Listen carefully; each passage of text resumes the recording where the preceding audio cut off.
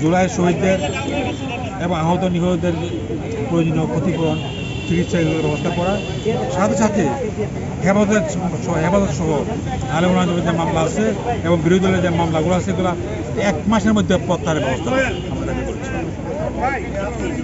এছাড়া ভারতের সঙ্গে যে চুক্তি করা হয়েছে হাসিনা সরকার যারা করছে এটা পুনর্মূল্যায়ন করে যেগুলো দেশ বিরোধী সেগুলো বাতিল করা।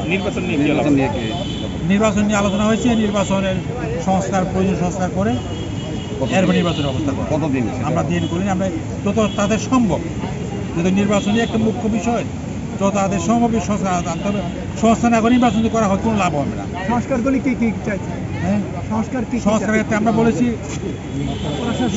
ত্রিকক্ষ বিশিষ্ট পার্লামেন্ট করা, আমরা বলেছি নিম্নকক্ষে 500 সদস্য কমপক্ষে থাকা এবং নির্বাচন কমিশনের মাধ্যমে নির্বাচনের যাবতীয় বিষয় কন্ডাক্ট করা এবং প্রয়োজনীয় বরাদ্দ দলগুলোকে একটা নির্দিষ্ট পরিমাণ টাকা অর্থ বরাদ্দ করা এবং যাতে করে যোগ্য লোকগুলো দাঁড়াতে পারে, সৎ লোকগুলো দাঁড়াতে পারে, এর জন্য